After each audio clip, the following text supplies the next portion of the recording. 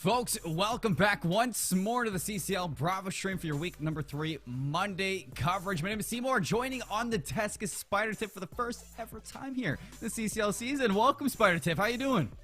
Hey, I'm doing so amazing, Seymour. Thank you guys so much for having me. It's been so fun getting to dive into the multiplayer universe here with the College COD League, and I've seen some really intense action that's unfolded throughout the Bravo and the Alpha channels tonight, and I can't wait to see what's going to unfold here with the Sharks and the Matadors. Oh, we've seen plenty. I mean, we saw earlier on Game 5, Round 11, a 3-0 sweep as quick as possible, and that's brought us here. I mean, like you said, CSUN Matadors versus CSULB Sharks. It's going to be interesting. Let's take a look at our head-to-head for these two teams, because when you look at both of them and you look at this matchup coming out of the Western B Division, Tiff, I mean, they've been through it. They've even met up against each other before, but both of these teams returning. Let's talk a little bit about them.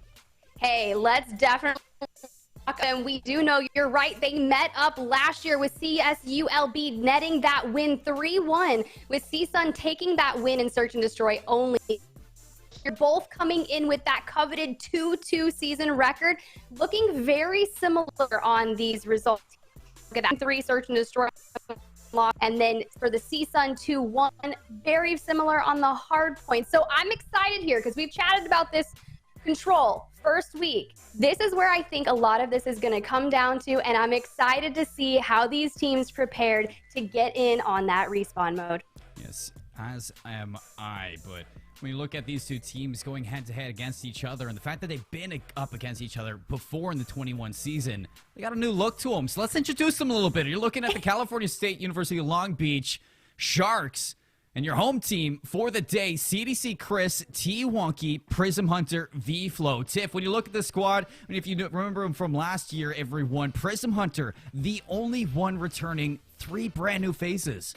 Hey.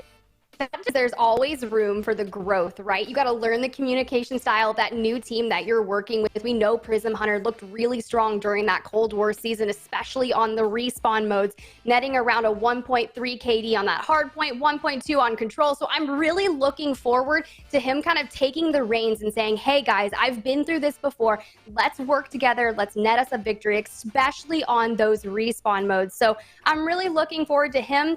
Let's also shout out CTC Chris as well. I think he's going to be incredibly prevalent on this team's success if they go on to net the victory. And here we go, Seymour, the CSUN Matadors. Look at this lineup. Look at it, indeed. Your opposing roster, your away team, the CSUN, the California State University of Northridge Matadors. You got Russ, Dylan, Polo, Ruben, and just like the Sharks, another returning roster. Only one returning player. You're looking at Ross to be that guy, and then another 3 new faces, Tiff. Hey, I'm okay with these new faces. Let's be real. Russ, Dylan, Polo, and Ruben. I was lurking Polo's stream last night. He was prepping. He had Automaton and some Gavitu hardpoint, and he was out looking for the communication. I'm not sure if he was just dropping in pubs or if he was actually lurking with some of his teammates, but he probably has no idea that I was lurking and watching how he was working these moments. So I'm really excited to see what these 4 can bring to us, and specifically as well, can they do well on the Search and Destroy? Can they translate?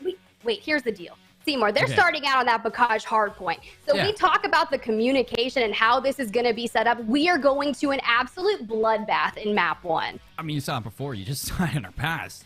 Right, the Oklahoma State, they looked great, but I think that's a good opportunity to transition over to our map, Steph, and look at it. Like you said, Bocage Hardpoint, map number 1, Berlin Search and Destroy map 2, Tuscan Control map 3 for the swing. And if you go the distance, Berlin and Tuscan to close things out. You said Bocage, a bloodbath. And it's definitely going to be that. We see it all year long. We've seen it so far for the start of Vanguard, and I don't think it's going to change one bit into the future. But let's talk a little bit about these two, because I want to start with the California State University Long Beach Sharks. Let's talk about the keys to victory, Tiff. What are you looking at in this match? 100% the respawn modes. If you had to ask me the key to victory, now that we're introducing the control for that map 3, this is going to be that different game mode that maybe they haven't had a lot of experience with. And we know it dropped later in Vanguard, and they just haven't maybe had that time. It really depends. Have you been scrimming? Have you been working together? Do you know how you're going to combat and take those zones? So I'm specifically looking at that, but most importantly, I want to see the hard points, how you're going to counteract that bloodbath of Bocage. Can your AR players flex it out and with SMG when you've got those close. That's specifically a set of rotation.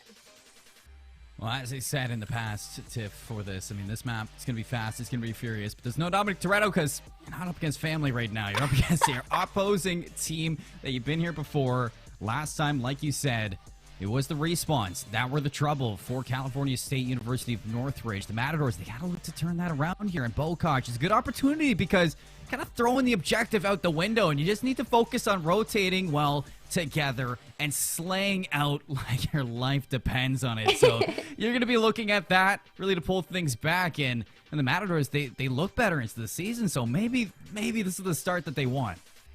Yeah, the start that they want, the start that they need. I feel like, you know, they really need to take hold in this first map here while it's setting up. The first set of rotations, I know I just mentioned it, but it's so critical because you mentioned the rotations, right? A lot of this is going to be the rotations. And I was chatting with someone earlier about this. It's like when you give up scrap time during your rotations, if you're giving up 10 to 15 seconds per se, you're up the rotation 6 points, and you're already on at that. You're holding the rest of the time on the hill, Seymour, and I think that's where things are going to be a little bit dicey. You mentioned the rotations. Can you get the kills on the rotations? You need them to be successful here, especially on such a bloodbath. Yes, it is. We did get a game crash, everyone, so we are trying to hop into Bokosh for this map as soon as we can, and we will.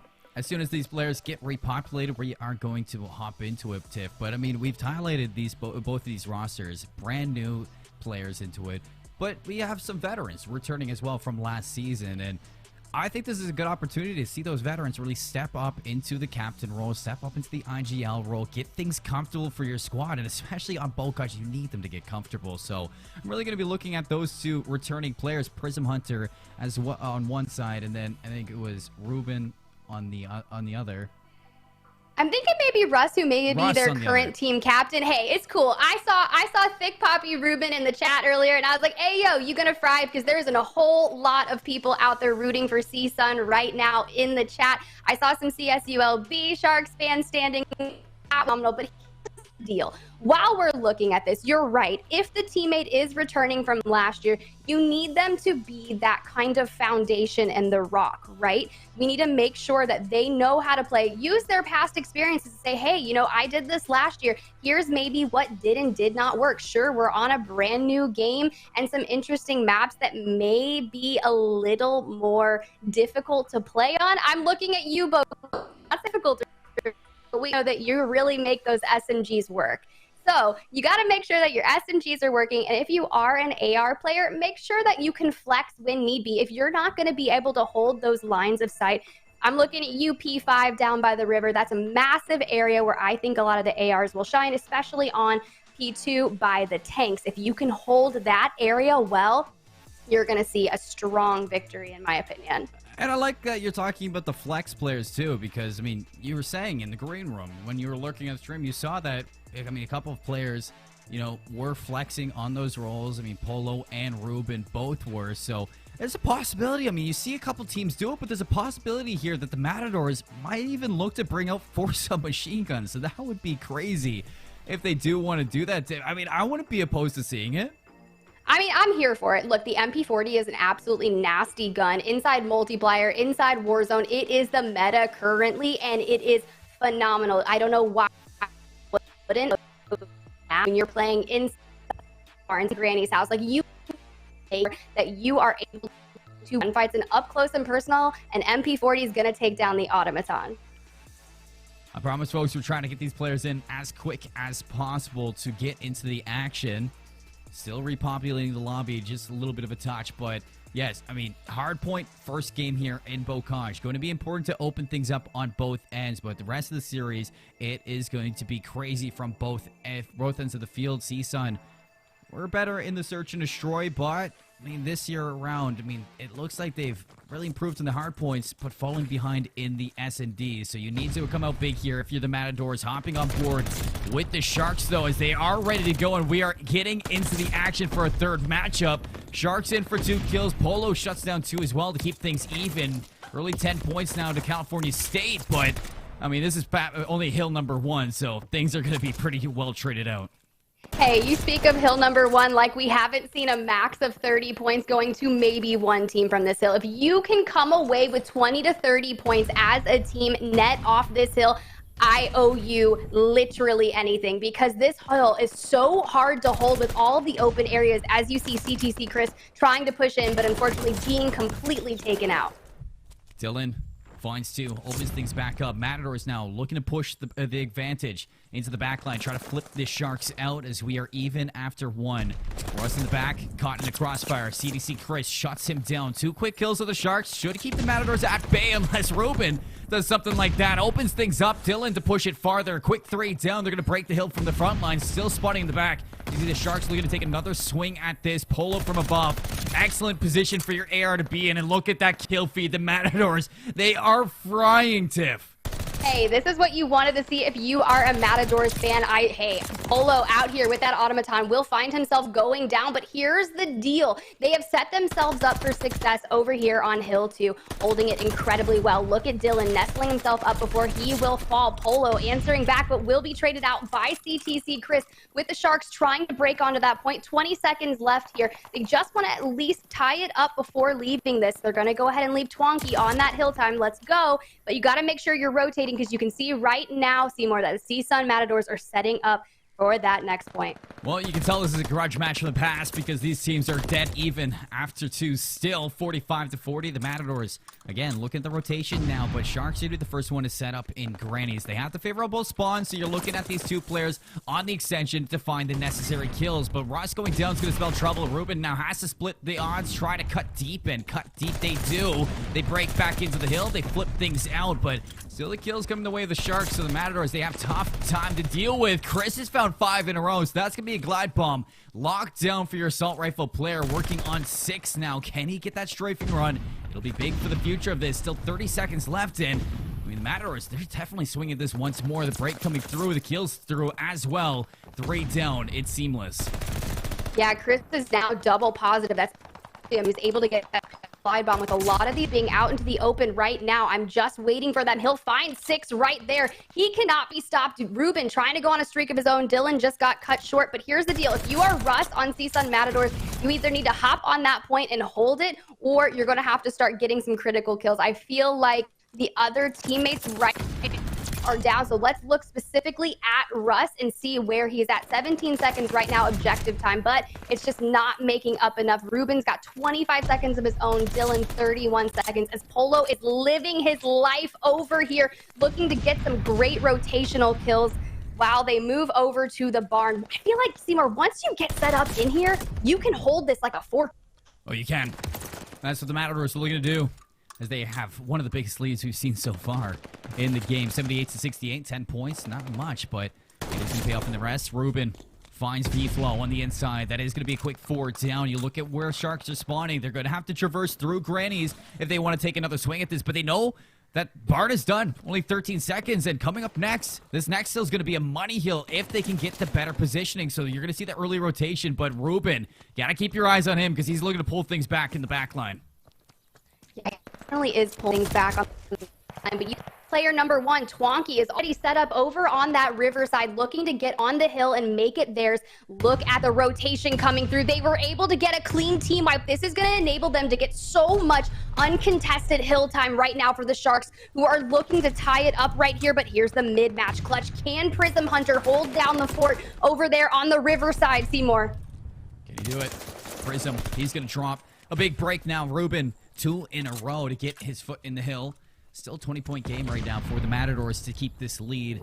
As the spawns are flipped for the Sharks, as they're going to be trying to flood on in from the barn. Shriek's going to ring out. Ruben trying to get around the corner, but Chris, he knows the case. He knows the deal, and he gets it done. He's going to break into the hill for the last second, keep them off as much as they can, and negate that last little bit for the Matadors. Still walking away with the scrap time, so they're still pushing the lead a little bit farther. And you look at the Sharks. This is going to be big now. You need to make sure you lock down this rotation, and you can't lose these spawns like you did last time.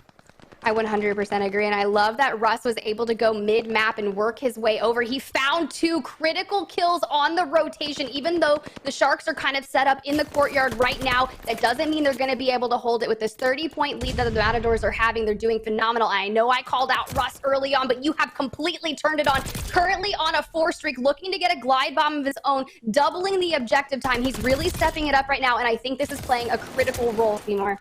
I think it is as well. Still back and forth inside the hill. Matadors with one of the biggest leads we've seen so far in the game, but Sharks trying to claw things back. Dylan, shaky shots gets it done. 2 opening kills and Russ to find a third. So the Matadors right now keeping things out of the hill for the Sharks as they are soaking up as much time as they can here in P1. They did get the early break for the rotations as well, so California State University of Long Beach, they have a lot of road to cover before they get over the takes, and they need to get through it comfortably. They just can't because they're losing so many one-on-ones, Tiff.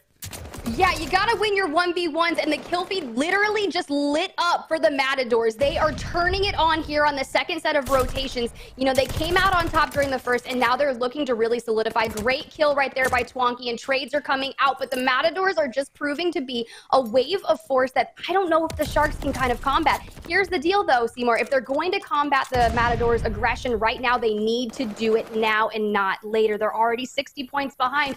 So here's the deal. Get on this point or chalk it. There's 30 seconds left. Take it as you will. If you chalk it right now, that's going to be a 90-point difference, and you really need to make sure that you scrap everything inside Granny's. I mean, you look at the 2 leaders. We highlighted the 2 leaders to pull things together for your team. Right now, Prism Hunter, 9-24. Not the start you want for a seasoned veteran inside the College COD League, but Ross, on the opposite hand, 21-20. Plenty of engagements, plenty of kills, and plenty of confidence for the team to follow up. One last little hurrah here. Prism Hunter almost finding 5 in a row, but gets shut down by Dylan. So no Shrieks going to be handed to the Sharks. You look at Twonky now on screen for the rotation. Loses a big one, but the rest of the team following in suit. It's quick 2 down, answered back by Ruben. Still heads up right now inside the hill. CTC Chris trying to stay alive, but he just can't get it done. Sharks right now with the hill, but Matadors, they're slaying it out. Prism Hunter on the flank. He finds 2. Twonky for a third, and they hold on. Yeah, Polo was able to find a really critical kill there on the rotation for CDC Chris because he denied him streaks, so he was not going to be able to pick up that coveted glide bomb that we so used on that P5. So brilliant right there. He was able to get that done, but here's the deal. It is just absolutely costing Grannies. Give someone the cookies. They need it, but look at the lead, Seymour. It is bidding clawed back 28 points right now. The Sharks are trying to make it work as the Matadors get the scrap time here in Grannies, but they need to look at that rotation. They're going to have to start setting up over in Barn, and who's over there? It is Dylan from the Matadors waiting and ready for this hill. I'm sure these players, I mean, I could go for some cookies right now. But Matadors, I mean, they are on their way to get them right from the top shelf. Polo walks in. A little bit of 1-2. Prism Hunter beaten down on the inside. Can't come out with any more. CTC Chris is going to line up 2. Make it 3 in a row. With a big heads up. Now 30-20. Trying to do it all for the team. Being hunted down by Russ. It's a quick 4 spree for Chris, but he can't translate it. 2 streaks. While he's doing that, team soaking up the time inside Barn. You said it yourself. You can get a lot of time here inside this hill 4, and Sharks on pace to pull things back in the game. Russ on the contested. Twonky, big win right there on a 5 spree. Locks down the glide bomb, and most importantly, claws this lead back. Yo, Twonky just did absolutely everything that he needed to do inside this, and grabbing a glide bomb that's going to be so coveted to help for the rotations and securing that hill 5 later. But here's the deal, guys. Prism Hunter, 16. Now, PT was double positive. Twonky, full out right now. This is going to be a different game. This is the first time they have been lead this game. Kaj was going to be an absolute bloodbath, and they are giving action that today, and Russ lighting up that kill feed, finding 2, last one on Prism. I mean, it's electric right now. Streak's going to be called in. Twonky not finding anything. Lots of information, though, and enough to flood these players into the rest of your team. So kills coming through for the Sharks. They find the break for now. 34 seconds going to be here, but an answer back of a Shriek. Ross! Oh, he finds 2 with it. That's a little bit of a step up from the last one, and it's an immediate break, and Dylan going to hop into the seal. V-Flow to shut him down. Crossfire is going to be set up, and somebody's going to be in here to get this good time out of Dylan. Finally going to be broken, but enough time burned so the rest of your team can follow you up for the last 15 seconds here. Matadors looking to push their lead now. We're heading 3rd set of rotations, Tiff. Yeah, as you say that, Dylan comes down and he's like cutting people down, trying to hold this P5 for the scrap time for the Sharks, because basically it's coming down neck and neck. We knew this was going to be a grudge match given how last year turned out. We got new players and they said, hey, this year we are here for the competition. We are here to show out and show you why we are freaking amazing. And they are tied up right now, 204 to 204. Who's touched this as we enter 7? I don't know what's crazier, the fact that we're 200 points tied on either side or 200 points tied with a minute 44 on Bokash. Like, this is unheard of right now, as usually the time clock is well drained at this point. Ruben's in for the break. 29 seconds left on this hill one, but Ruben's got his eyes on the spawns, and he's doing exactly that. 4 in a row, trying to pull his team into it. Gets the streak onto those shots for Prism Hunter. Glide Bomb's locked down, and so are the spawns tip for the rotation. This is going to be really critical here. If Ruben calls this glide bomb down at a really perfect time during the rotation, they're going to lock down tanks. If they can net themselves as much time and have spawns on their side, they can win it here on this hill at tanks. And look at Ruben. Ruben is just ready to set in, get that objective time, nearing in on 2 minutes. Polo doing everything that he can to assist his teammates and making sure. I can't even believe I doubted the Matadors for 5 seconds with Russ, because they have completely turned it around. They absolutely have. Last chance for either team to keep this even. Glide Bomb's going to be called in. Ruben's going to find Dylan. A team kill, not what you want to have, but the kills come through nonetheless for your team. Your squad's going to open things up. 12 seconds left. The Matadors are going to close out Bokash in for the possession. The Sharks are here. They get the break. They find 3 down. Polo, the last live in the back, is going to walk away with 1 onto Twonky, but Prism Hunter cuts him down from behind. Eyes on the rotation, and V-Flow, he's getting it done. Yeah, I was looking at the spawns, and man, it was just so tough. They were able to start spawning closer, but unfortunately, it's just going to be scrap time, and they're not going to be able to win this. But here's the deal. If you take down that 4 seconds of scrap, putting yourself, the ability to in Granny's house is going to be in your line of sight. The Sharks have gotten it early. We need to focus on where the break is coming. The players are splitting. They're going to difficult, and all you have to knock out this team once, and this is your game. Yes, it is. Only 4 seconds on either side. Sharks are going to be here. Can anybody touch? Matadors are not going to get back, and Sharks are going to slip away in Granny's. They had the deficit for as long as I can remember inside this map, but they get the job done. They claw their way back, and they find map number 1 nonetheless to open up the respawn game, to open up the series. And you gotta be looking, CTC Chris, he's the guy to call out. 42 and 29, 34 untraded kills as well. I mean, doing it all for the squad and making it look fancy. Wow, that was really well played. Let's be real. I think what happened was the Matadors were that time for 3 seconds. The rotate, and they break the Matadors out of Granny's, and then by then they didn't have spawns. They're not even gonna be able to get there in time, and the Sharks were able to just completely take that away. Ruben, Polo, and Co. Man, they tried so hard. 38, 27, 37, and 30. They even had all the objective time. But how can you combat someone like CTC Chris? We're going to see control early in 2 games, right? Polo's coming up. I want them to see Polo's going to need to take out CTC Chris. Oh, he definitely is.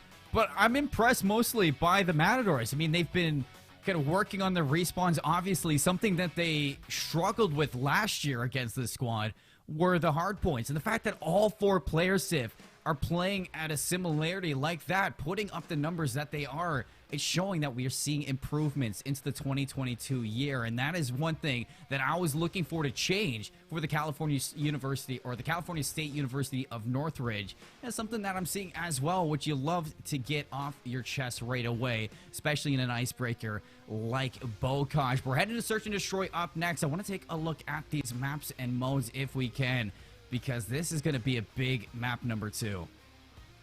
Map number 2 coming in hot. We are going to go to Search and Destroy in Berlin. For we might have the ability for Search and Destroy. Feisty. We have that A site. We have that B site. And I feel like the majority of teams love to rush A site. I feel like they do as well. I mean, if not that, you're looking at this sniper rifle to open up B.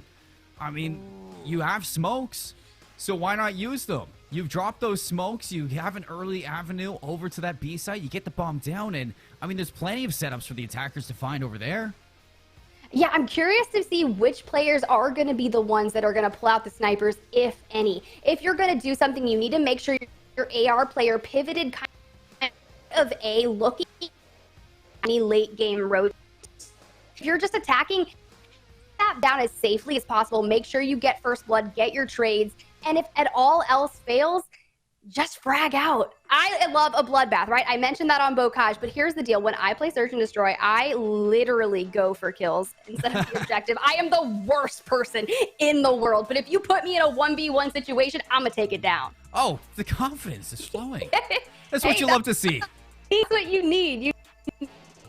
You need the ice as well. And you know, when you got a teammate you can trust to win your ones, why not? Why not win your 1v1s? Why not take those kills? As you're looking at who is going to open up those first bloods into the series. I know Berlin is definitely going to be playing off of that, how you're going to rotate in this, which site you're going to want to take right away. As B site, definitely a lot more straightforward than the A site. You know, it's the game of hide and seek once you get into the offices over at A, but at B, you know, you get that smoke down, you get over to the docks, and you lock things down on the inside. And not just that, you have a safe post plant as well.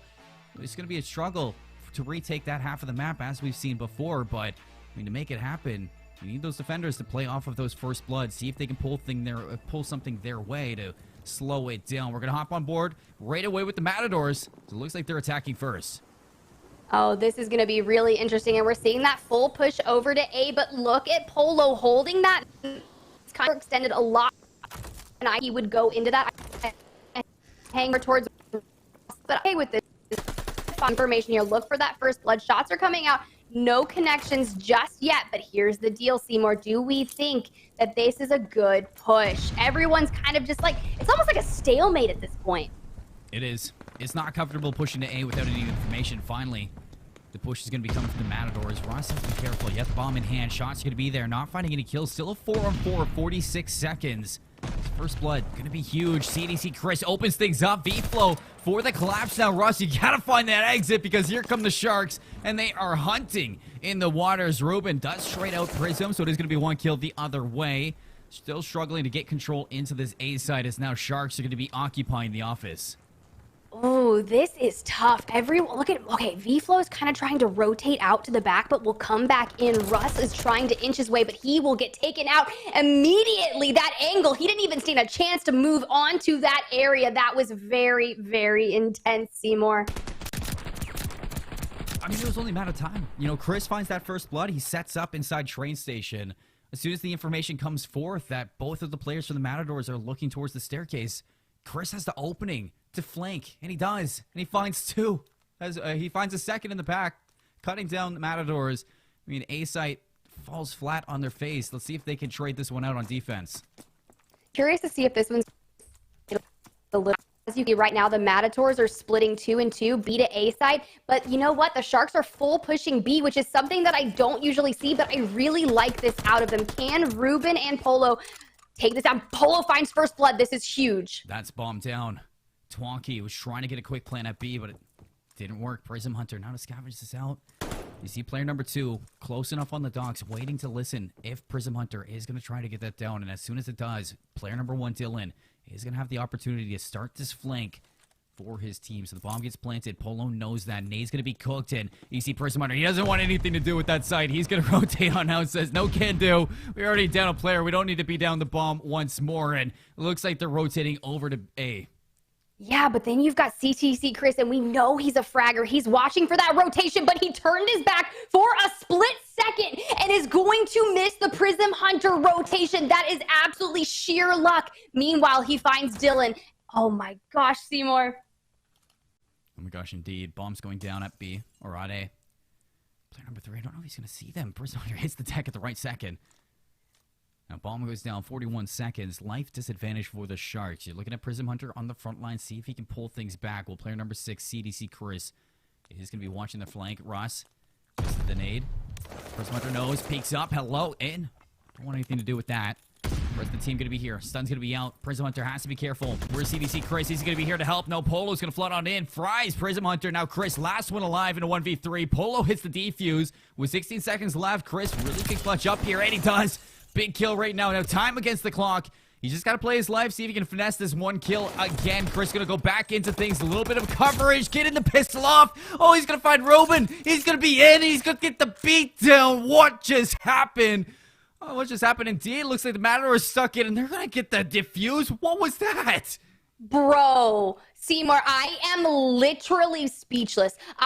Okay, look, CTC Chris, 3 kills going into that. He was looking for streaks, finds himself 3 kills. I was thinking, okay, you're at 4, save your life, play that, get your glide bomb. That's going to be incredibly important if you're looking at something just to maybe get some information. No, what that actually in his, as we're seeing make that full push again. Chris, plenty of clutch plays back on Bokaj. Can't make it happen this time around. Is first blood going to be out for the Matadors? Bomb getting planted at A. And what are we looking at? The Sharks for the retake. Coming from the upper courtyard. Big setup right now for the Matadors as this looks like a fortress to break through. Dylan finds Twonky. 4v2. Last players to work with for the Sharks. They're going to fly. Chris finds Russ. Opens things up. He's going to find Ruben too. Evens us up now into a 2v2. But the time is against 24 seconds. Polo hiding right now into the corner as you have a big split right now from the Matadors players, and time is against them. Dylan's going to get spotted. Flo's going to find him. Polo now last alive, and he's got to finesse this right now. Time down. 10 seconds left. He can find this kill into Chris. He is going to clutch up, take the full wrap around, and there it is. He's going to secure the round for the Matadors. Wow, that was a really nice job. If only someone had watched his back a little bit better while he was defusing. He was literally 8-0, Seymour. 8-0 within 3 rounds, now going to 8-1. CTC Chris is literally putting on a backpack and a show here in Search and Destroy today. I mean, there's constant clutch plays. The fact that we just got that again in a second round there, that was only round number 3. And Matadors, they're going to take that all day long. Big heads-up play from Polo to get out of that window, wrap it around. And there's only a limited amount of time. Gets the right kill at the right time and locks things down. Looks like the Sharks are going back to their B play. Hey, gotta look at this. The Matadors are also splitting once again. They're sending 2 up mid. Polo going in for the chow. Finds the first blood. Bomb is still up. Twonky doing his best to try and get some information. It looks like Russ is going to rotate over a little bit to help out Polo, but CTC Chris finds Dylan. Oh. Polo didn't even know what hit him. Ruben's made the full wrap around. I don't know if Chris is going to be ready for this. Twonky's going to spot him out. So now the jig is up. Russ is going to trade this out, even us up. Twonky, though, takes him down. They know where this last player is, and Chris, he's not even going to take this. He's just rotating accordingly, waiting for the kill to come through. Ruben, what a one-on-one. He opens things up. 25 seconds left. Suddenly, this is doable for the Matadors to make this happen. Twonky on the inside. Ruben on the outside. It's going to be a dance of death now to make it happen. Plenty of time for this. Ruben's going to be on the inside, and Twonky's going to shut him down. Ooh, I love that you mentioned a dance with death. I feel like that's Search and Destroy in an absolute nutshell. You never know what you're going to get. Look at Twonky right here finding the kill on Ruben for that last kill. Look, the automaton not that close, but pretty long. I'm not watch that area, but here's the deal. Last time these 2 teams met up, CSUN was able to net that Search and Destroy victory 6-3. They are currently tied up right now with the Matadors attacking and making that full push towards A again. You can see the changes for the teams have been for the better, Tiff. I think so, 100%. These teams are looking phenomenal. But can they finish off this Search and Destroy where they fumbled in the hardpoint? Polo, player to the right side. It's not going to catch him. Still unaware. Actually, it's Prism Hunter to get out. Polo's going to try to hop this bomb right away. Flo, I don't know if he's going to get the sights on. Prism Hunter looks like he's going to be setting up this wrap. Bomb's going to get planted. 43 seconds now for this post plant. And the retake is going to be setting up for this first blood here. Polo over the shoulder. Dylan's going to find one. Locks down 2. Polo does it all. 3 in a row. It's going to put V-Flow in a 1v4. Does trade out Ruben, but a big mountain to climb right now, and it's just not going to happen. Hey, yo, the Sharks right there just went wild. I cannot believe that just happened. But look at Polo with the Matadors just answering. The way he was able to get the bomb down so fast for the Matadors and then answer back and find 2 immediately, that round went incredible. You are the Sharks right now. How do you combat that? You've got CTC Chris right now, who's 10-3. Prism Hunter, your veteran from last year, is going to have to do a little bit extra here. He needs to step up and maybe get some kills on the board. Twonky's all right. You know, he's 3 for 3 V-Flow, but someone else is going to have to set up. It can't just be CTC Chris here. I mean, in a match as important as this, in a match as tight as this, 0-5 is just not going to cut it. You're going to need Prism Hunter to start picking things up in his own end. Twonky finds first blood into the round, does get traded out, so we're still even when the bomb goes down. 40 seconds for this retake. His eyes on Russ. It looks like the Matadors ready to burst out this into the warehouse. You do see that assault rifle player. Chris is going to find Russ through the wall. Prism Hunter getting the info. Ruben, no flies. The trade's going to be there, but it's Sharks in the better position. 1v2 for Dylan. He knows the player's on the inside, but look at Flo. He's actually going to dip on out now. Dylan has to get this one through. Gets to jump onto Flo. 1v1, Chris in the back. Dylan, bomb has to get played. He's going to shut the door. Chris is going to be ready for this. Calls in the bomb. Calls in the glide bomb here. And Dylan's going to hop the defuse. Is there even any time to get this? Dylan's just going to sink it. The door is closed. And Dylan's going to clutch more. He hopped off of it. I cannot believe that he actually stuck that. Do you know how many times, Seymour, that I have been actually murdered from a glide bomb inside a building because I'm standing too close to a window? And the fact that he was absolutely able to stick that, survive it, and get the defuse, phenomenal. CTC Chris, I love that he was trying to use the streaks right there for some information, but that's the hard part, right? The A side is definitely not the area, neither is the B. They are both inside, so it's not, you need to use them for information, not necessarily the kills here. Oh, Polo, you gotta be ready for that. They didn't even check if Flo was there. Bomb goes down, but yeah, I mean, sometimes you just need to close the door. Make sure you close the door behind you. We don't live in a barn. You weren't raised in a barn here.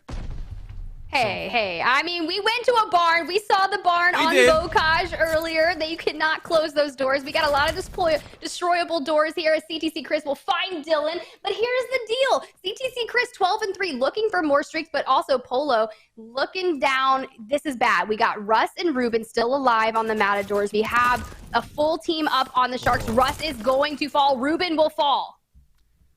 I mean, just look at that setup from the Sharks. As soon as Flo gets the kill on the Polo, knows the bomb is down, you can see the rest of the Sharks, they just swarm. They adjust, and then Twonky up top third right here and burning just has to keep eyes on the players rotating, feed it to Flo, and get ready for those flights on the inside of the B side. So, Sharks, they make a heads-up rotation to shut things down for the Matador, on the Matadors' end.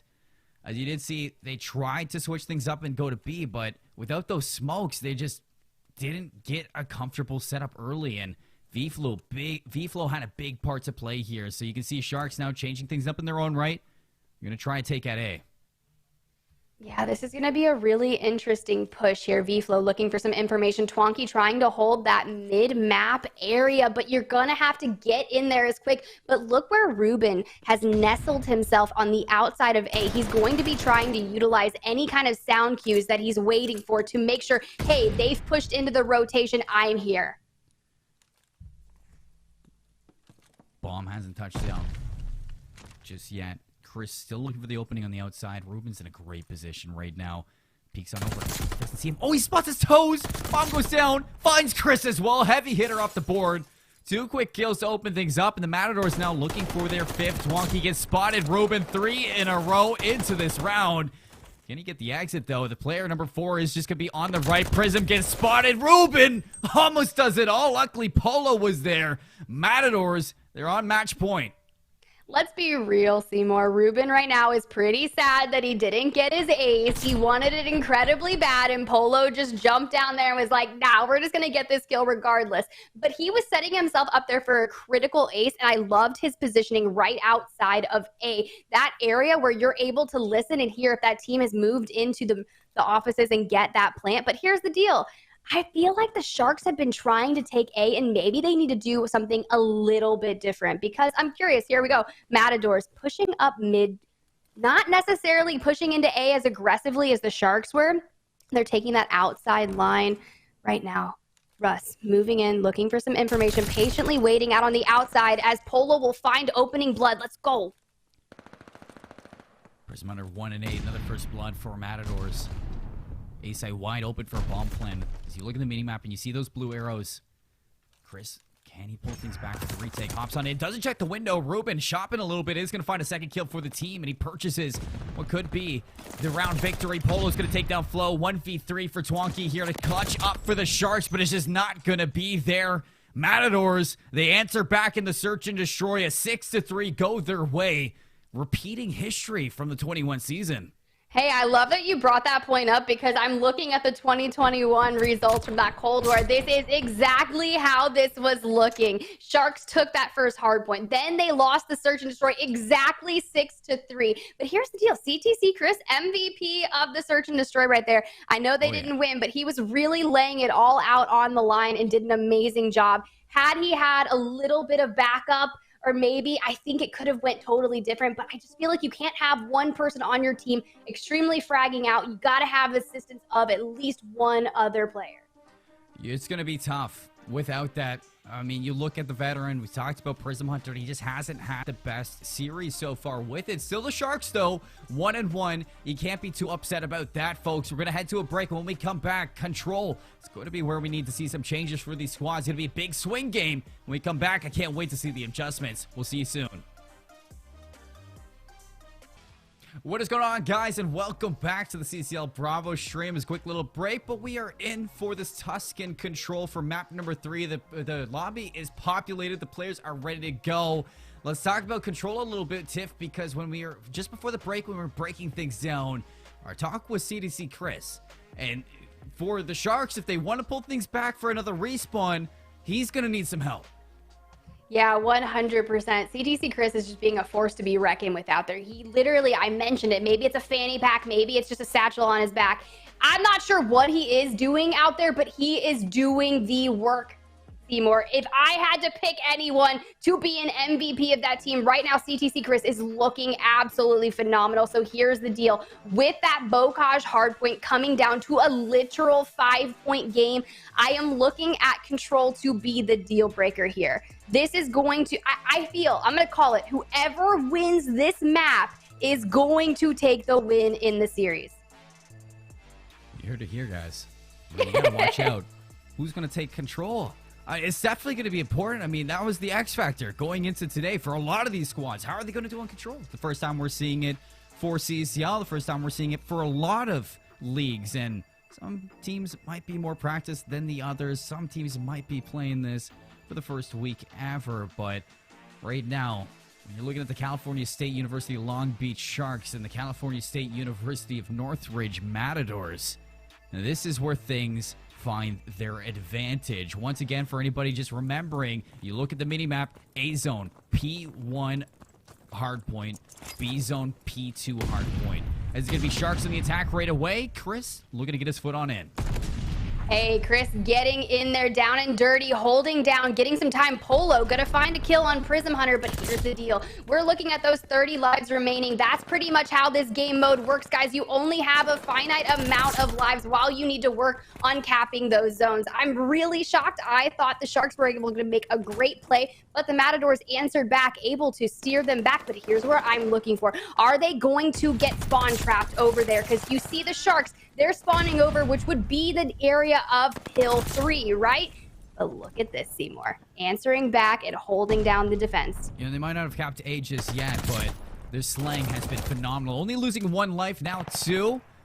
Things have been next to flawless for the Matadors. Polo inside is going to be taken down by V-Flow. Doubles down on the Ruben as well, so the break comes through for the Sharks. Looking to go once more at A. Chris looking to stay alive. Ross for the break has Dylan to help. 26-18 for the lives right now as the Matadors slaying out inside this round number 1. And you see this collapse coming through into the contention is going to be Polo just on the outside of fire. It does get picked up by Chris. Twonky now looking to soak up as much of this progress as he can. 38 seconds to make this happen, and you got to be worried about the lives. In fact, Sharks, they are losing a lot on this A attack. Yeah, they're losing a lot more than I figured they would, but here's the deal. CTC Chris not necessarily finding as many kills as I thought he would do. Polo finding 2 on Prism and Twonky, doing absolutely everything that he needs to be doing. That AR flying back there. You see Ruben picking up the automaton as well. They are doing so well, but there it goes, Seymour, right there. They're able to get the A site down. Once you get a team wipe, you're pretty much the rotation is going to be astronomically long, so you're going to be able to cap that time. But here's at B zone. How are you going to make the necessary changes? You only have a minute 20 on the clock. 10 you're the Sharks. How are you going to get onto that B zone and cap it? You took the A zone, but at what cost? Not a lot of lives here. You're going to be running low on the bottom of the barrel for this attack towards B. In the first hit, it's a lot of kills the way of the Matadors. It's just back and forth, keeping their lives at an advantage. Now 13-7 in that factor. Russ flows into the corner because it's spotted by VFlow. Sitting in radio, finds Dylan as well. This is the opening the Sharks are looking for. Now Ruben has a big part to play here on the balcony. He's going to find one. No, he's not. He's going to get shut down by Chris. It's a full 5 down in a row where the Sharks get into the inside. VFlow expecting the rotation. This is flawless. This is exactly what you needed for if the Sharks wanted this round 1. They pulled things back now in the lead for lives. You gotta scrape away if you're the Matadors. They're just not finding the kills. Working on the third tick of progress. What a crazy round out here to start things out. California State now, no respawns. They get a lot of progression at B. 3 lives to 5. Prism finding a nice kill, 3-4 on those lives. Man, they really went on a nasty run there to kind of bring it back central, but you've got a 3v4 situation. If anyone goes down, you will not be coming back right now. VFlow just looking for some information, but look at the setup that the Matadors have going down on that B site. You're going to have to necessarily get in there strategically because we're looking at you, Dylan. You're holding the back area of the B zone, and you will see that is, oh my God, they held that flawlessly. Seymour. They were not allowing any of the Sharks to get near that B zone. They just walked into the deep end and they sunk. You look at this setup was absolutely perfect for the Matadors in the end there. Things got a little bit shaky. The Sharks made it interesting finding those 2 ticks of progress towards the B zone, but I mean, that was exactly what you needed to. They found one break, they set up, they knew lives were a problem for the Sharks, and they put it to the test. So finding that first round for the Matadors, it was huge. It was a fantastic Shark, or a fantastic start, but a slow finish. So the Sharks now on defense. Let's see if they can match that. Yeah, this is really interesting to see how the Matadors are going to do attacking. As you can see, they're going to go. They find 2 right there. Ruben finds 2. This is great because look at the... If you are defending, look where you're spawning. You are spawning all the way across the map, out by the tanks, giving you the necessary time that you need to cap this A site. The Matadors know what they're doing. They're coming in extremely strong in these respawn modes, and they're here to take this series. Ruben is on one right now. 7 in a row, glide bomb and strafing run. Looking for his 8th. Around the corner. The break came through for the Sharks, but not before the A side gets taken. A little bit uncomfortable. Prism playing peekaboo. Ruben on 8 in a row now. Looking for the back line. Dylan takes down CDC Chris. This is going to stop the clock at 2 minutes and 13. Kills still ringing through for the Matadors. Not before Flow finally breaks back in. Takes down Dylan. And he's going to be looking at the Matadors now to maintain this map control and set up for a second attack. Yeah, they're going to have to really focus out and set up for that second attack. We got Polo, who is absolutely fragging out along with Ruben and really showing out here in this control mode. VFlow looking for some information. Need to get there. The Sharks are on the point. They're capping it a little bit, but here's the deal. They're defending, guys, and they're holding it down like that is their job. Look at me go, CTC Chris. Russ finding them. You find 1, you find maybe 2 kills, and you shut down this attack right away. Matadors back to the drawing board. You asked for some players to turn up. Prism Under be one of them, 10 and 12. Doing the deed, but you look at Twonky, 3 and 10. If he picks things up for the Sharks, it could be their way back into this. You're setting up for the second attack for the Matadors around the back. All 4 players going to be flooding on in. The Sharks should be realizing this soon, and it's a wake-up call when Russ, Dylan, Ruben open this map completely wide open. CDC Chris, last one standing. He's going to turn up for a big 2, just like that. Back into things. Snaps onto Dylan for the turn and burn, and single-handedly shuts down their attack. I love that they're shutting down the attack, and he's also going to be able to glide bomb, which I think is going to be incredibly coveted here, especially if you're looking at the sheer amount of lives. 14 left for the Sharks, 15 left. Now 14 for the Matadors. These are dwindling down I love how close they're staying. You know, it was a little close last time, and then the Sharks were able to make a massive run for it with the Matadors answering back. But this B sound is proving incredible. Get on as we see CTC Chris fall to Ruben. Another attack going to be here. 33 seconds to make this happen. Lives about even on the platform. Swanky spots the player. Ruben, what a shot there with the help of Polo. They open things up, stopping the clock at 26 seconds, looking for their second round here. Matadors doing the deed on the inside. Kills coming through. One tick. It's gone. Working on their second flow. You got to go bigger on the outside. Polo's going to spot him. Feeds the information. Try to chase him down. Slides on in. Flow gets the better. Still alive on the inside. And he shuts down Russ too. Here comes the streak from Chris. He's going to take down Ruben. And now time's going to be a factor here. 4 lives to 7. 21 seconds, Tiff. Yeah, but look at the rotation that the Matadors have to make to get over to that Bees. Polo brings out that glide bomb. He is going to find CTC Chris. The Sharks have no more lives left. Can Twanky and Prism Hunter clutch this up? Prism last alive. It's a situation. He will fall, and the Matadors take the... It was time. It was lives. Matadors knew what to do, and they got it done once more when it comes to the eliminations.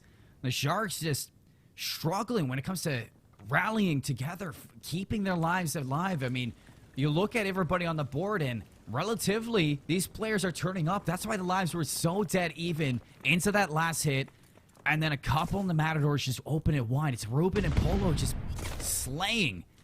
Absolutely wild right now. 21-9 for Polo, 19-13 for Ruben. And now the Sharks, if they want to find this map number 3, they have to reverse sweep the control.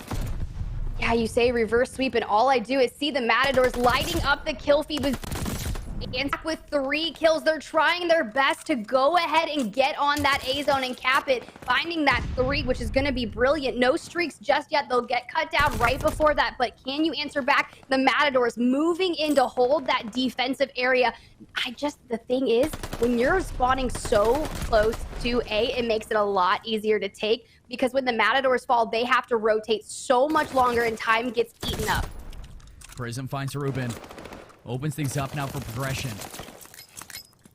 Look at the minimap, and you can see these white arrows from the Matadors setting up for a pinch. Dylan gets caught by Flo, and he might have just shut things down here. Second take's going to be through, working on their third. Last chance for the Matadors to take a swing, and Russ is going to open up with 2 onto it. Chris shuts him down. Anybody to follow? It doesn't seem like anybody's here to follow, but Ruben invests the streak as well, Tiff. So keeps the Sharks out for a minute. Ruben now lining them up while they try to rotate on back in. Flo looking to see if he can scrape away this last little bit of time, but he's going to have to find a couple kills down to the outside. Information comes through. Shots onto Flo. 30 HP waiting for the teammates to come in. Big one-on-one onto Ruben, and the backup may have just closed A. Yeah, this A zone has proven to be a very vicarious situation. There it goes. Point A secured right now. 140 on the clock. 13 lives left for the Sharks. They're coming out a little better than they did in that first round here in control, but they only have 11 lives now. They're losing them on the rotations, and that is not where you want to be losing your lives. Look at Polo here, being incredibly stealthy. Dylan waiting for them to come near this area. We saw it before. We know how the Matadors can hold this B zone, and look how they've set up. Now the Sharks, they need to do this clean. They need to do this together. Russ shuts down Chris. Flo's going to drop as well. Already lives dwindling here as they're down to 9 left inside this. Twanky and Prism claw back a few, but look at Polo here. Gets in behind. He's going to line up 2 of them, shutting down another attack, and he's going to get a glide bomb, Tiff. Polo might have just secured this for the Matadors, looking for more off spawn. Gets in behind, finds 6 in a row, strafing one run as well. And the rest of the team turning up. 4 lives remaining for the Sharks to clutch up and send this to another round. You hear the streak's going to come through. Strafing run's going to get invested. Glide bomb from Polo gets the information for the teammates to slay on L. Russ is only going to find 1. Dylan, he's going to find Twanky, and that last player, Prism Hunter, may have found Polo, but he's going to drop to the glide bomb, and it's all up to this lone player on the inside. Matadors are going to shut him down, and they are going to shut down this control in a 3-0 sweep fashion. Wow. The Matadors holding B zone is going to forever be the way Tuscan will be played. They defended so well. They were able to get kills on the rotation. They were preventing the Sharks from even getting remotely close. And by the time they were done capping the A zone, they were exhausted on lives, and they didn't even have the bandwidth to be able to go in and defend that B zone. With the defenders spawning in so close to B zone, and you have maybe 11 or 13 lives after tapping A, you are not in the best scenario. Look at this right now. I want to highlight Polo, 31-12, 23 non-traded kills, Seymour. Between Polo and Ruben, there was really nothing that the Sharks could handle. They did fantastic in this respawn. And this is one thing to really, I guess, congratulate the team is the fact that they are making it happen this time around against the Sharks. They're changing things, and they are absolutely turning up when they need to. Like you said, Polo 31-12. And the rest of the team not doing too shabby either, Tiff. On the opposite end, we were highlighting players on the Sharks to turn up to help CDC Chris on the board. And this time around, it was Twonky falling short. And it seems like that's the pattern right now from the Sharks. They got away with it on Bocage, but in the rest of the maps, when it comes down to a little bit more systematic play, having one player off the board is not going to cut it when the Matadors are looking this consistent. Yeah, when you've got Polo and Ruben just absolutely being a powerhouse of ARs right there, there is really not much you can do to combat them. You cannot put on a solo backpack and have that show and make sure. You have to make sure, if you are the Sharks right now, that you are working as a team, uniting around the front, maybe get your communication a little cleared up. I'm not really sure because we can't necessarily hear their comms, but I'm assuming there's maybe a disconnect within the style of that thing, and maybe they look back, find out they're going to be moving a hard point this time here, Seymour, on Berlin, which I know we've already chatted about this. We know that some of Berlin has my favorite areas, specifically P5, which is the most chaotic, hardest hill to hold. Berlin up next, folks. If you're just tuning in, I know the Alpha stream did finish, so welcome. First off, to the Bravo stream. California State University Long Beach Sharks versus the California State University Northridge Matadors. It's a mouthful to say, but right now, this game has been a mouthful as well, as these two teams are throwing haymakers at each other. Now, Sharks finding themselves in a little bit of a peculiar situation. It's a grudge match from last year in 2021, the season when these two teams went back up against each other. The respawns looked good for the Sharks. This time around, the fact that Matadors found the control, throws looped through this. Berlin coming up next. It's going to be an important one right now, especially for the Sharks if they want to see Tuscan over the horizon. Now, you talked about hill number 5. I talked about how systematic Berlin can be, and losing out on one player and having one player not step up to the plate is just something we can't see out of the Sharks. There's going to be a lot of changes needed right now, Tiff, if they want to send this to Tuscan map number 5, if they want to see a search and destroy. But the Matadors, with the steps that they have taken to find their new height into the 2022 season, they have to be feeling good right now. You have to be feeling good, but here's the deal, Seymour. They almost netted that victory on that Bocage hardpoint, that map 1. They lost it by 4 points. Unable to get one break, they lose the first hardpoint. I told you that I thought whoever won control was going to take this series, and I'm looking to the Sharks right now to maybe pull something together and prove me wrong, because if not, I think right now that the CSUN Matadors are going to be able to take it here on Berlin. I'm looking specifically at the first set of rotations and just seeing how they're going to set this up. Because this is a larger map, I want to see the ARs fry out. I want to see them be able to make sure the rotations are and use both. We weren't able to break grannies out. So that means, hey, in those tighter locations, which means I'm looking at specifically mailroom. I'm looking at lobby. I want to see if the Matadors can get up in there and break into those rooms when needed. We all want to see it as well, so let's see this happen. We're flying through Berlin. We're getting things ready, folks. In the meantime, rally behind your team. I mean, if you're here supporting Northridge, you're here supporting Long Beach. I mean, the Sharks right now especially, they need your help. Get the spirit going. Let's get some school spirit in the chat. Let's get some hype on the socials. CCL 2020 has been nothing but a banger, and these two teams, they are making it so. Berlin's going to have to be the change at Long Beach. Once again, want to see Tuscan for that map 5. And it's all got to start with the beginning. Last time on Bocage, I mean, even if we're talking about that first hard point, it was the Matadors. They had a distinct advantage for the majority. And then just barely scraping away in the last second, the Sharks take that Bocage 250 to 246. You have to be worried if Matadors start getting into that flow once more because the Sharks might not be that lucky. We're hopping into things. Ruben on board. Polo finds the first blood, but Sharks right now with the better spawns, trying to play for the break. Here it comes. Dylan's going to find one. Prism Hunter lines up two, but the break, it comes through still, and Matadors are going to be on the inside. Hey, this is what I said. You needed to know. You needed to go into these tight spaces and be able to make those breaks happen. And look at that. They are doing just that, taking the lead. 3 points, 25 seconds left on this hill. Can the break come in for the Sharks? They need to answer back right now. CTC Chris finds one. Ruben able to get the trade out on Prism. This is going to be a bloodbath here as we're on board with Russ. Russ going to find one. Playing for the last bit of scrap time. The rest of the team is rotating. Flow there first. Gets the better of Polo. Locking things down for the Sharks now to this hill too. But if you look at that mini-map, you still have Matadors trying to make their way over. Flow peekaboo through the window. Stun's going to be out. Getting the information for the rest of the team on the inside of the hill. Sharks setting things up and soaking it up as well. Flow, another one taken down to the graveyard. Flow now on the inside, swaps the sidearm 4 in a row. Can he get this glide bomb inside this mail room? Hops up top, is going to spot one out, but not going to get the shots off. Ruben gets the better of him from behind. 3 kills go the way of the Matadors, and they're going to break mail. That's a very clean break right there as they hop on. We're looking at you, Dylan. Dylan, hold that up. Russ, hold that objective. Polo gonna find 2 to keep people from getting in there. We have 26 seconds left. If you can hold this, you will take a distinctive lead, making it about 50 to 20. Hill, absolutely fantastic. Flying. Felix taking out Russ. The break is there. There's only 10 seconds left. They're fighting for scrap time, but look who comes in, Seymour. Ruben finding a critical 2 just to get that scrap time. Hey, but here's the deal. I mentioned scrap time, but CSUN Matadors lost Bocage based off of scrap time at the end and not taking those early rotations. So I love to see them going for that, but they lost the rotation. Sharks out there hopping on that point quickly and ready to go. To the rescue.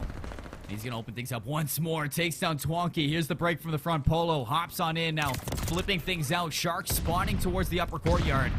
Is now setting up for a pinch through burning. A player is going to be watching from one side. Russ lines up 2 inside that hill. He's going to delay this. Ruben finds Flow from behind. Now on the inside, he's going to be ready for the player. No, CDC Chris is going to trade him out. Finds 2, in fact, in for the possession. Can he turn up for the team? No, it doesn't look like that's going to be the case. Luckily, there's still some players around the outside. Flow, though, floods on in with the help of Prism Hunter. They are going to break for the last 16 seconds. There's still some players in Matadors lurking, so still a fight is going to be had, but I like this heads-up play from the Sharks to rotate now to the train yard. Yeah, and Ruben was able to pick up a really nice glide bomb during that earlier engagement. So I'd be curious if he will keep that in pocket and maybe help break a hill that's in the open, i.e., I'm not sure, train yard maybe? I feel like that would... It's coming out right. You see it coming. Was he able to make it connect? No. And you see the Sharks right now hopping onto hill 4 right this very second. Can they break it? Look at that. Ruben going in and getting a nice kill on Prism Hunter. Cleaned up. Do they have spawns? No, it hasn't necessarily been able to flip. You've got the Sharks spawning in on the right, but Ruben and Dylan lighting up the kill feed and showing why the Matadors are here to win. They're about to make this a 50-point game. As they are, spawns for the Sharks. One player, Prism Hunter, still alive in the back line. Did he get some help here? Yeah, CDC Chris lines up Dylan, actually shuts down Ruben as well. So this is going to be good time transferred to the Sharks. You see the Matadors now starting to transition their way over to this hill number 5 for the rotation. Twonky lines up 1. Can he get the second one? Polo up top, but he's got some help. 3 down for the Sharks. Rotation's going to be here for the Matadors, and this is your hill that you wanted to see. Hill number 5. Matadors right now a distinct lead, but Sharks, can they find the break to bring this back for the second set? I feel like if you're going to break a hill, this is the hill that's the easiest to break. But look at Russ and CTC Chris. They're absolutely frying out in this area. The trades are going back and forth. Not a specific person, but the Matadors. They are living and thriving on this hill. Dylan and Polo going for the kills right now. I'm loving this, Seymour. I knew this area was going to be a bloodbath, but like I said, if you can nestle yourself up there on that column, just like Dylan was before he was cut down and the Sharks were able to break that just for a little bit, how are the Matadors going to answer back? Are they going to answer back? Indeed. So far, I mean, their lead definitely going to be solidified in the second set rotations. Still a war going on here at Hill 5. Ruben's going to find Twonky, hop on in. Chris up above. Is he going to spot these players up? Yeah, Ruben should be seen. And in from the top ropes, he's going to find him from above, but not able to slay his life. He's going to still have some help in there, but Dylan breaks for the last little bit. Back in the second set of rotations now, Tiff, as it's 123 to 77 lead. First ones here are going to be Matadors playing for the retake, though. From the front line are the Sharks. Twonky's going to find Ross. A good opening now. Doubles down onto Polo. This is numbers to the Sharks. Can they get in for the break? Dylan tries to hit the deck, and he's going to be flooded on in. Twonky for 3. And the Sharks, can they hold on now? Looking good. But just like that, the Matadors, they answer back with a quick 2. Trying to get their feet back in. The Kadesh is going to be out, and there it is. The break going to be there. CDC Chris last alive. Still trying to finesse his life, and this is an absolute bloodbath. Like you said, it's the office. A fight from both fronts here. 94 seconds for the Sharks. Now looking to eclipse 100 points here. Last little bit, Prism Hunter has some health. 19 seconds left in this hill number 1, and so far, Sharks have been doing a great job at bringing themselves back. But Prism Hunter's doing an absolute great job living on the objective, netting himself 1 minute of objective time. So I'm not going to harp on that KD. Objective, he is absolutely what to be doing right now. To Matador going for that scrap time. They're losing that early rotation, but look, they're there. 2 players right now moving into the mailroom, trying to cut down the Sharks. Can they do so? Prism will find 1. The trades are going back and forth, and the Sharks are managing to hold on to the mailroom. And as soon as I say that, the break comes in. Russ finds 2. Polo getting the 3rd. Matadors have moved into this and are making it their own, getting some well-needed while they're trying to into death. You can break. Twonky's on in. Sharks back in for the time. Ruben, can he answer back? Yes. 30 seconds left to play for here, and it's still a fight from both ends. The Sharks right now in control of the hill for the last 20 seconds. Another hit come through for the Matadors. Polo on the inside. Big one-on-one here. Flo ready for a second one around. Tries to slide him, and Polo is going to get the better. Last little bit for the Sharks. This is a time that they don't want to give up, but the Matadors are so good at playing for this. And you see the Sharks, they need to rotate here. First ones on the rotations. They're going to be Matadors looking to set up. Chris is here, fighting the back, and Ruben, he's going to win it. Yeah, that was a really critical kill back there for Ruben. He needs to try and anchor the spawns as best as he can. Catches player number 8, or yeah, 8. That's going to be Prism Hunter in the back, who also was looking for that. Look at that. Spawns are on their side. No one on objective, but they're just moving in right now. This is a 40-point game, Seymour. They could really net some well-needed time and prove to have a money hill. If they have spawns, they have the time. It's all white in the kill feed right now for CSUN Matadors as they clear it out and get some amazing time uncontested. A flurry of kills going to be here. Where are you looking at the Sharks? Upper courtyard is where the break is going to be flooding on in from. Polo's going to find 1 on the crossfire rush. Shuts down Prism Hunter.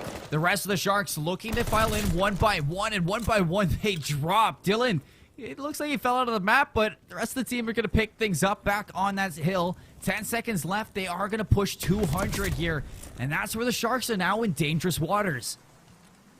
Dangerous waters indeed. I love that the Matadors aren't giving up their scrap time, but here's the deal. Get that early rotation. I see you, Prism Hunter. I see you holding that hill early on. We're waiting for the Matadors, but maybe here's what they're doing. They're looking to make a really calculated approach into this break. They're coming in all together, but here's the deal. B-Flow getting some great picks off of that rotation to stop the Matadors from getting anywhere near this. If you have streaks at all, Matador, get this next kill, Polo. You need to find that glide bomb. Once you do, throw it down on this location and really solidify your spot. Do not let the Sharks come any closer to you. Polo finds 1.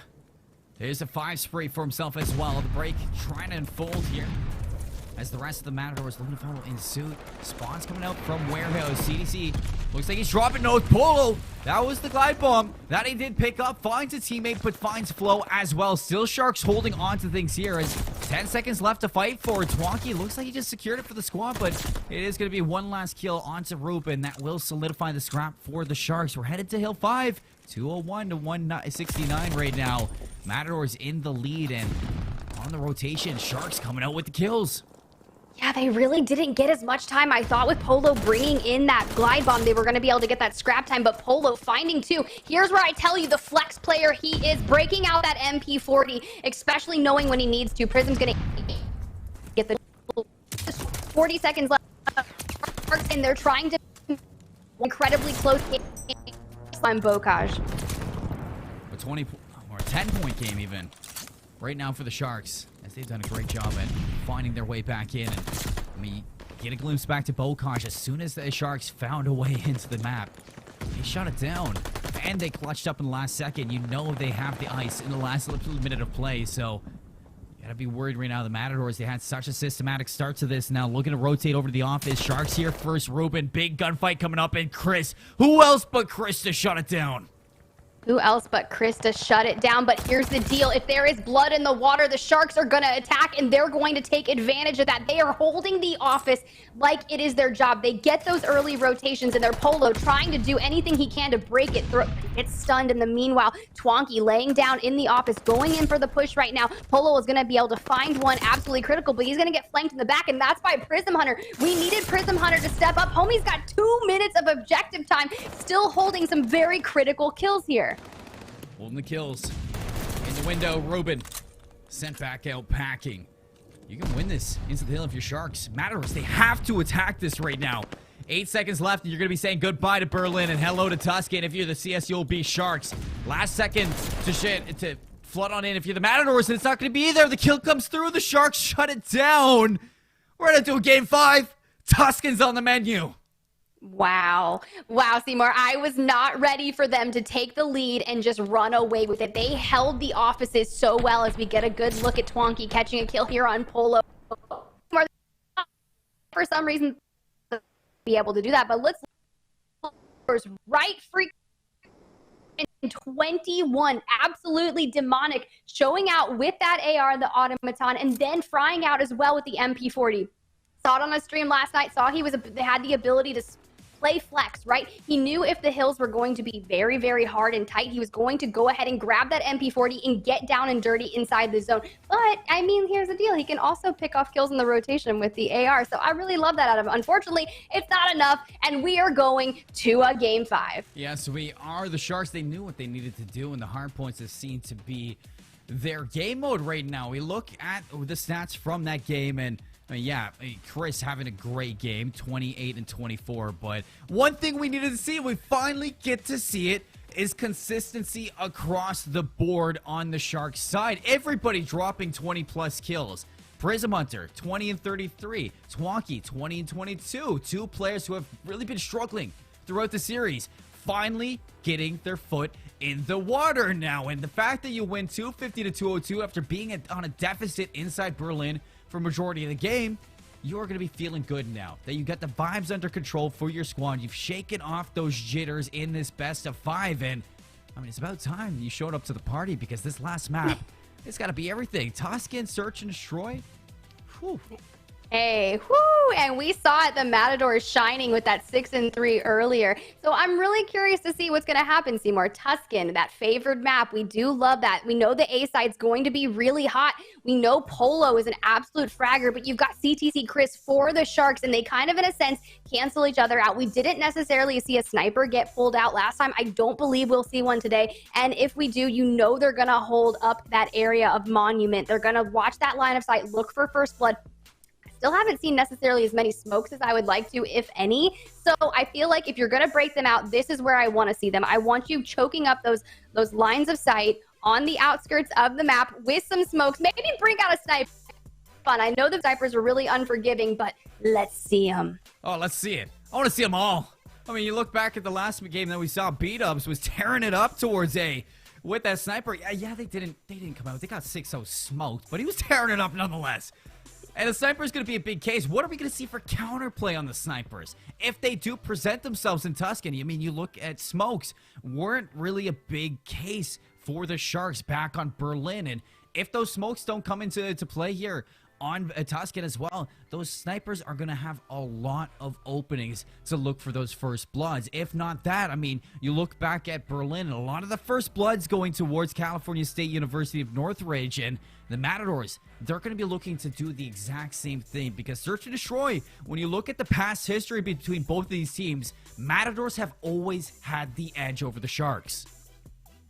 Very interesting point indeed. And I know when we were setting up this series, we were talking about the respawn modes and those being absolutely mission critical, but I really didn't think the Matadors were going to lose both hard points, but take the control and the search and destroy. The fact that this map is coming down to search and destroy, and the Matadors haven't won a hard point. They could potentially win this series by winning 2 search and destroys and taking the control mode. Well, folks, it's been a long day of Call of Duty. I love the CCL. These games have been absolutely crazy throughout this. A second game 5. I mean, match number 1 of the day, it went the distance. Game 5, round 11. I mean, both Search and Destroys actually went to a round 11. Now, match number 2 wasn't really that long. It was actually pretty quick from Oklahoma State as they swept their team 3-0. Now you look at the Sharks versus the Matadors. And this is going to game 5 as well. I wonder how far these teams can push each other to the limits because they have been neck and neck all throughout the series. I mean, talk to me a little bit about this right off this round number 1. What do you want to see out of these two teams? So, you mentioned a really good point. What do I want to see out of these two teams? We're going to need to see Polo stand up, and we're also going to need to see Ruben answer for Polo. Polo. They're going to need to really stand up if they net that win for them. If you are the Sharks, I do see Chris. We know they're an absolute demon in Search and Destroy, but here's the deal. You cannot win this on your own. So I'm looking for V-Flow, for Prism Hunter. I'm looking for someone to help CTC Chris answer back. We are going to be looking at that as one thing they struggled with back in Berlin. And I know I talked about it. I don't want to keep just beating a dead horse here when we're talking about players that haven't stepped up. But back on Berlin, 1-8, Prism Hunter, just it can't be like that again. It can't be like that here, especially in Game 5. You had a great Berlin hardpoint. Everybody on the Sharks had a great Berlin hardpoint to walk away with that win, to send it to where we are now. And they need to keep that consistency into Game 5. It's time to get things going, everyone. Matadors for the Sharks. Tuscan Search and Destroy. Last map of the day. Let's hop on board with the Matadors attack. Hopping on board with the Matadors attack. Let's see. Go. Polo and both finding 2. Red Shark. Incomplete deficit. They're going to have to answer back. It's going to be V-Flow and Prism for the Sharks, trying to keep their dream alive here. With that bomb being down already, Seymour, this is not looking good. Prism finds the answer back. Polo up top. He's going to shut him down. 1v3. Flow last alive. Damage can you do? Not a whole lot. Matadors, they answer first here in the Search and Destroy, and they make it look good right off the bat with Polo not just finding the opening, but finding the closer as well with the help of Dylan. Round 1 to quick go through. Now, you gotta look to answer back early here on this. We swap sides, and it's Sharks' turn to attack. Sharks' turn to attack. I'm curious to see how they're going to do this and how the Matadors will defend this map. Essentially, I feel like there's a solid 3 major lanes here. The mid and to see where the I'm assuming there's going to plan on a see Prism Hunter, whose objective is to get that bomb down as fast as possible. CTC Chris watching for that top area of the map, looking to see if he can catch a pick. Kind of a stalemate in this situation. Ooh. Ruben and Polo both finding kill early done in the first. You thought Flo had it on lock with that MP40, but the Automaton hit steadily up close. Answer back from Chris is going to find Polo.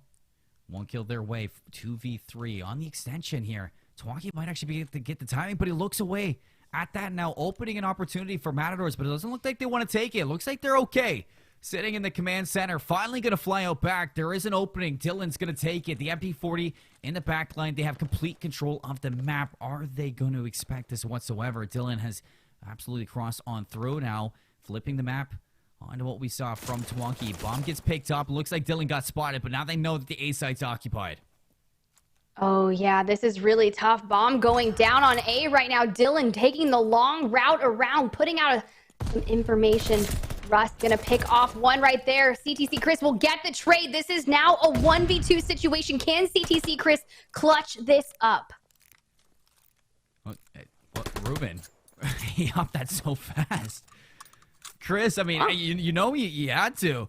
You know you had to at least play the clock into his favor. Try to see if he could draw some players to the Matadors' help. But with a 2v1, I mean, I guess the trust was there. Ruben's like, okay, I'm going to hop the bomb. Just watch over me. Make sure that Chris doesn't come take me off of it. That's exactly what you got. Full trust of the Matadors, and it's going to take him 2-0. Wow. I was expecting him to do that. I mean, I wouldn't have hopped on the bomb to start defusing like that. That's a lot of faith. He really took no hesitation. So what? If something happens, please. What? Here we go. He's going out for some nice information, maybe a good pick, but look at the Sharks finding 3. This is already a 1v. Oh my god, now a 1v3 situation. Can Russ survive this momentum? He's pushing back, running for his life. Now he's going to get picked off mid-map. I'm so scared for him. And there it is, right there. Such a quick round by the Sharks. Very well done. Well, you're looking for something to change? Well, that's one way to do it. A nade, follow-up kill, and it's a full 3 down right away. Russ just sitting there like, guys, come on, where'd you go? You can't just do that to me. You can't leave me that early. I'm scared. Scared for my life. And a 1v4 turn 1v3, trying to make it happen, but it's hard enough to do a 1v2, let alone a 1v3, 1v4 situation. So the Matadors, they drop around. Sharks put themselves on the board. We head over to attack once more, and last time around is a early first blood. Flo losing out inside that church. Looks like he wants to play this extension here. Dylan's going to be testing him. Let's see who wins that extension game. Game. I love that CCC Chris is holding that back line. Dylan gonna find that first blood out on V-Flow, but you know what, Prism Hunter? You kind of overextended yourself right there, and it cost you your life. Bomb down. 27 seconds. Dylan hops the defuse. Twonky, are you gonna check it? Chris didn't do it last time, so just check the bomb. Just check the bomb. So he is. Twonky's going to spot it. Dylan's there. No trade and bound. 18 seconds to make this happen. You know what the chase is going to be there. Ruben's going to find him, and he lets him know. Plenty of time. 12 seconds. You can get that defuse all day. 3-1. Matadors take their lead back to 2. Not some nice body shots out there. You're right. Letting them know what is up. The Matadors are here in Game 5 and trying to take this victory. You know, 3-1 now and destroy this hazard. You hit 4-1. That's when they're start worried. So this is going to start being one of those games where they need to answer back. Don't let it go to that 4-1. Don't let that 5-1 happen, because it's going to be incredibly challenging for you to answer back. Sharks are defending here. This is a moment where I think they need to play it a little more safely, answer for a pick, find some information, be overextend them. A lot of patience out for the Matadors this time around. It seems like they're trying to expect some aggression from the Sharks and draw them into open water for first blood. They haven't even pushed out of their spawn yet. Sharks don't even know this. And you just want to keep them sitting in their own heads. Like, what are they doing? Where are they? Where are the Matadors? Sharks have to be getting a litlittle bit antsy. You see player number 6 in the command center doesn't want to push out just yet, but no information whatsoever. Time now against you. I like that the Sharks are just drawing them out. They don't want to give anything to the Matadors. Yeah, and I know this is very unique. I wasn't expecting both teams to kind of throw that stalemate. You've got Dylan going into the church looking for some information, but just skating by a couple people. Now Russ moving in along. Rube able to get that. Go out on Twonky. Take TC Chris. This is a literal 4v situation. If you are a punter, this is not where you want bomb on down. You have to answer back very strategically. And you go to that 4v1 situation. I mean, you got this on lock. That A side is a fortress right now. Prism Hunter, you just don't feed streaks to them. Come on. You know what you need to do here. 24 seconds, not a lot of time. You got to find 4 kills and get the defuse. This is just not the round that I'm looking at the Sharks to pick up in the end. Ross is going to get spotted. 1 kill at least. Pulls this back. Can't find a second. Matadors go up to 4, but what a round indeed. A unique one. To open this up, they wait. They draw out the Sharks, push them into positions that they think are comfortable, but what they don't know is that there's danger around the corner, and as soon as they find that 1 kill, it draws out the Sharks to try to rotate and shut things down with limited time. You don't know where the Matadors are going, and they just play that so well-timed. The Sharks didn't know what to hit them. Yeah, that was really tough. The one thing that I was saying is not to overextend themselves, that they're defending. That bomb is going to have to go down eventually, but they were getting curious, and they were like, we have to go check it. Meanwhile, Prism Hunter for the Sharks trying to get that bomb down very quickly on A. It is planted. It is down. No first bloods just yet. Polo looking to throw the nades out for some information. 1 hit connects right there, so he knows someone is nearby. Polo gonna go ahead and take the high ground as Dylan finds the first blood on V-Flow. But here's the deal. The time is starting to tick down. It is a 4v3. If you are the Matadors, you need to move in now. This is the best setup we've seen so far. With some kills is going to open this up for a retake of the Matadors. 17 seconds. Russ hops the defuse. Anybody there to stop this one? It looks like Chris is there. Now last one alive is Dylan. Sharks put 2 on the board. Excellent play. They get the bomb down early, and they get the job done. It was really well played. I said I'd get 5-1 situation because I thought a reverse sweep is going to be more challenging and I'm not it done before, but you don't want to put yourself in that situation. A 4v2 sounds a lot better than a 5-1. So here's the deal. Matadors attacking. Are they going to play their hand? Are they going to put that stalemate, maybe draw the shark? Look at play. They're switching it up every time, more full push to that B site when Shark 3 players and that middle and top line. Prism Hunter, though, finding first blood on Polo, which is going to be absolutely critical. It was a surprise party that Prism Hunter didn't know he was invited to. Luckily, was able to walk away with 1, and Twonky was there to back him up. So a very unique push once more from the Matadors, looking to change things up, but it doesn't work this time around. 2v3 is the Sharks have the numbers, and they have the map control. Dylan, I'm going to fish for Twonky out here. I don't know if he's going to expect this. Twonky side by side right now with this player. And bomb in hand, you have to be careful on possibly dropping this one. There's no information right now for the Sharks. They're trying to play for the A side. Dylan peeks. He heard it. Twonky's going to down. Evens this up 2v2 now. They're going to just take that, and it looks like they're going to try to set up for a second attack here towards the B side. Bomb yet to go down. 29 seconds left. Flow now on the opposite end, looking to cut things out. Don't know if he saw Dylan out here. You got to be careful. Chris disengages, and he's going to find Ruben as well. 1v2. The chase is on. Dylan last alive right now for the Matadors to clutch up, but the Sharks, however, in such a unique and comfortable position. Dylan going to the A-side, spots 1. Has to get this bomb down. There's just no time to do both. Chris is going to hear it out. He's going to check it, and he's going to put 3 on the board. Very well played by the Sharks. Checking that bomb was mission critical right now. CTC Chris positioned himself incredibly well just to listen for that audio cue, and it was kind of just game over. He tried really hard. The Matadors player just unable to get the dub here. It is going to make this just that much closer of a search and destroy match here in Game 5. You know, are we I get a round here? We already saw it once. I don't see why we can't do it again. I mean, give it to us. Let's go the distance. We've already made it this far, and you guys are just going back and forth right now. So why not? Let's go the distance. Another attack here from the Sharks at the A side, and they're getting that bomb down, or they're trying to get that bomb down early once more here. Flo, excellent position here. Another 1v1. He gets the better of Ruben this time.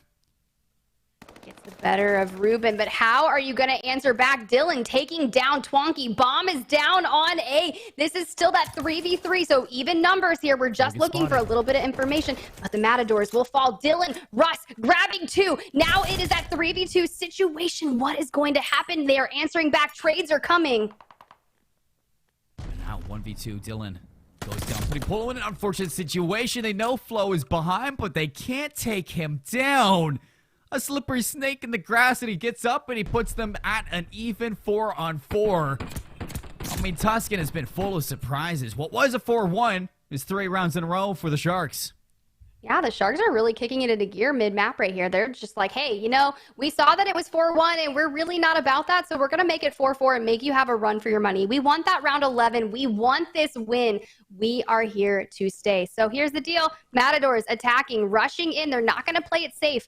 Going in, looking for some information. And as I say that, they stalemate. They are waiting for the Sharks to overextend themselves. It looks like Dylan is peeking that mid-map, just looking to grab any kind of pick, while Ruben has just nestled himself up there on that top line. Polo down on the bottom. No one necessarily moving in just yet. Oh my God, Seymour. This is like a battle of the minds play right now. It's like chicken. This is a repeat of the previous round, and Sharks fell right into this trap. 50 seconds to make something happen. Where are we going to be looking for the opening again? Flo occupying the inside. Dylan strikes, but Prism Hunter wins the opening. So now Matadors losing that first blood. They have time against them. They have to make a play somewhere and start to be proactive. There's another big gunfight that is going to happen towards the rotation. It's player number 2, but with the bomb rotating over to A, I would like to see that player rotate accordingly and help them out. Yeah, this is going to go really south. I'm hoping for Russ. Needs to get this kill right here. He does find the kill on Prism Hunter, going to go ahead and put bomb down. But what I'm looking at is how to act to the situation. it. Marcus unable to grab the kill right there. Bomb is down. 38 seconds left. Seymour, Thivo falling by Polo. Heads up from Polo. Chris still in the chase. Oh, he shot. He gave it away. They know Chris is in the backline now, and 28 seconds. Chris gets spotted. 2v3 and just no way to get back into this. Russ takes down Twonky. Chris still alive, but now they know exactly where to look, and these two players can just burn the clock. 14 seconds left. Matadors looking for their 5th round, and with Chris going down, he can give it to him, but Chris, oh, does he have enough time?